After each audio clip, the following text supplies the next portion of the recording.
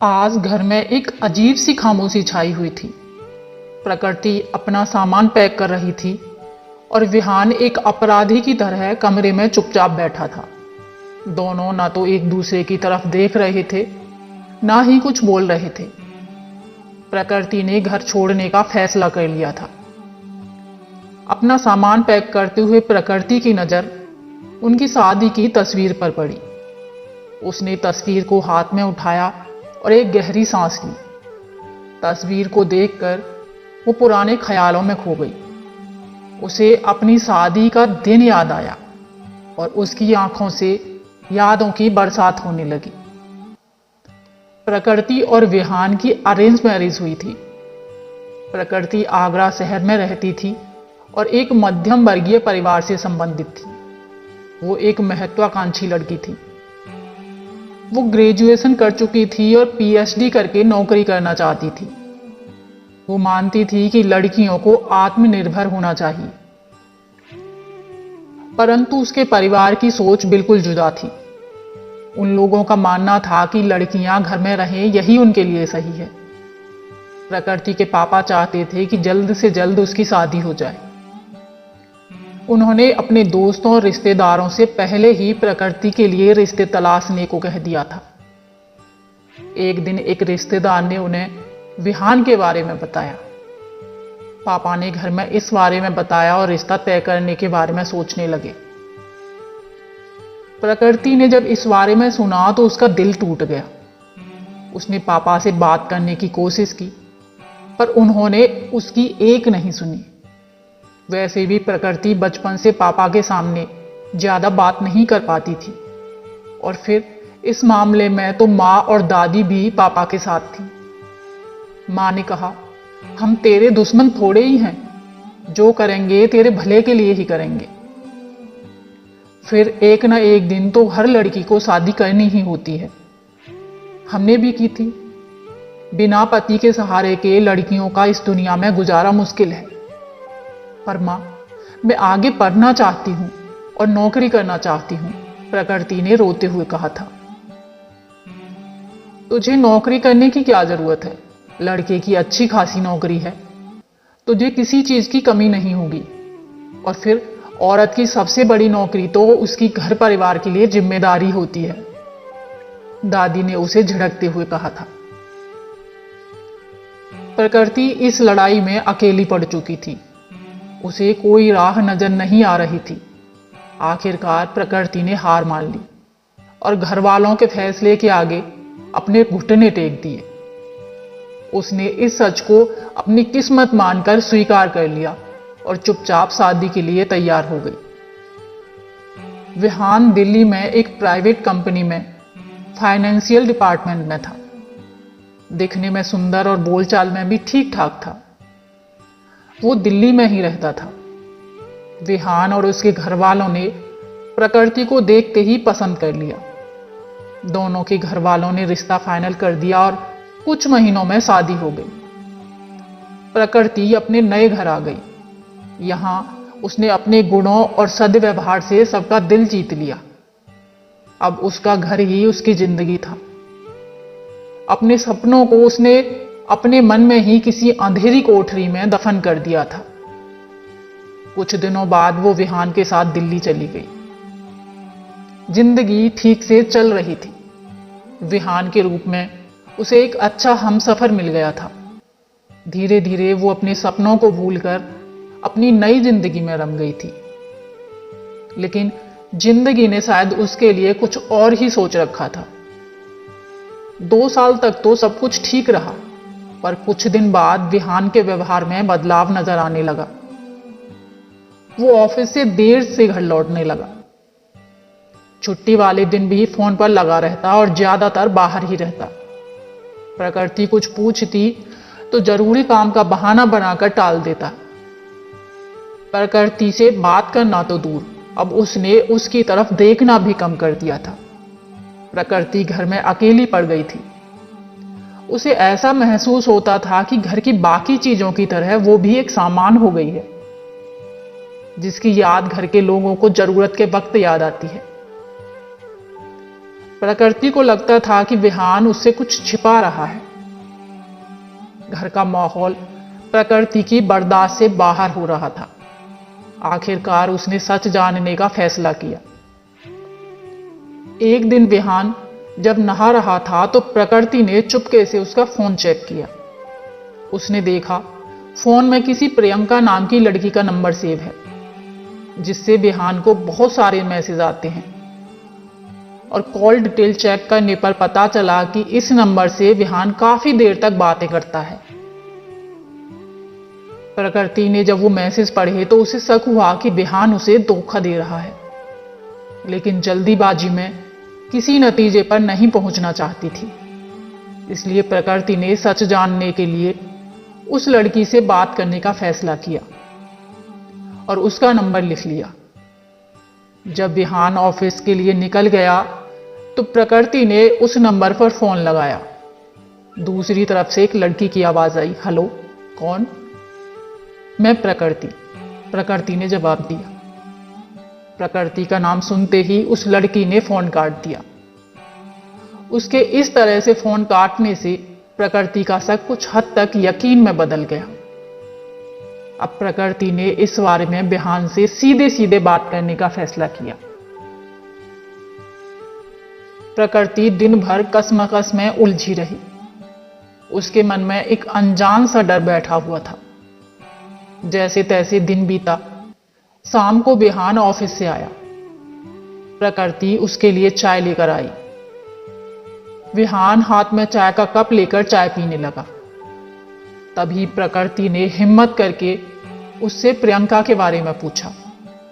प्रियंका का नाम सुनकर विहान के चेहरे का रंग थोड़ा फीका पड़ गया। उसने बात टालते हुए कहा, प्रियंका मेरे ऑफिस की कलीग है। पर प्रकृति ने उसके चेहरे के हाव भाव पढ़ लिए थे और वो समझ गई थी कि विहान उससे झूठ बोल रहा है। झूठ मत बोलो विहान, मैंने तुम्हारे फोन में उसके सारे मैसेज पढ़े हैं। तुम घंटों तक एक दूसरे से बात करते हो और मैसेज में मिलने का जिक्र भी है। मुझे सच जानना है कि तुम्हारे और प्रियंका के बीच में क्या रिश्ता है?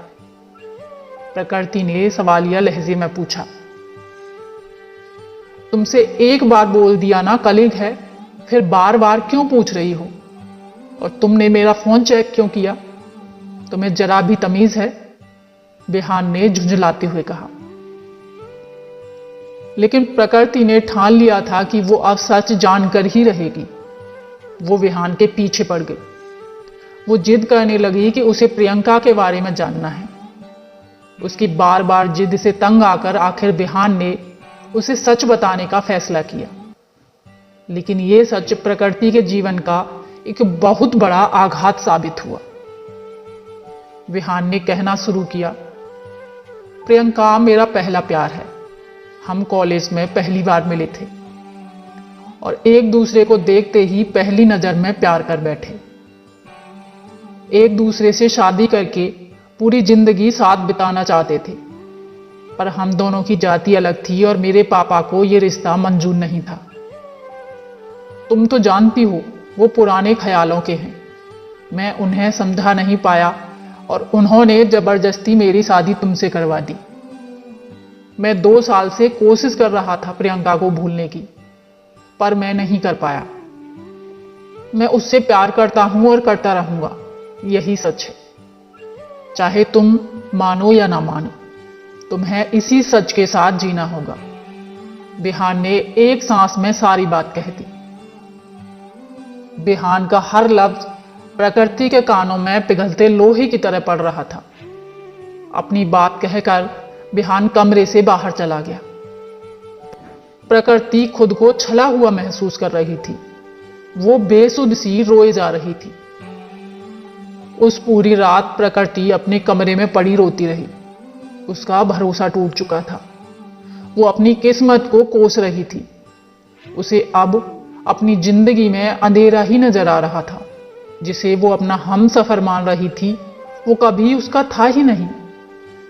जिस रिश्ते के भरोसे पर उसने अपने सुनहरे भविष्य के सपने सजाए थे, वो बेबुनियाद निकला। एक बार फिर से वो अकेली हो गई थी। उसे जिंदगी बेकार नजर आने लगी और उसके दिमाग में खुद को खत्म करने का ख्याल आने लगा। निराशा में डूबकर उसने आत्महत्या के इरादे से अपने हाथ की नस काटने के लिए चाकू उठाया ही था कि अगले ही पल उसके मन में अचानक से एक ख्याल कौंधा। ये क्या कर रही है प्रकृति? आत्महत्या करना पाप है, माना दूसरों ने तेरे साथ गलत किया है, पर तू तो अब क्या सही कर रही है? तू अपनी हालत के लिए खुद जिम्मेदार है, फिर तू दूसरों को दोष कैसे दे सकती है?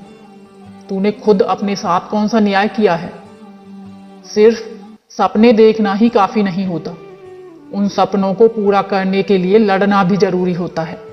अपने हित में, अपनी इच्छाओं के लिए अपनों से बगावत करने की हिम्मत होनी चाहिए, जो तुम में नहीं थी।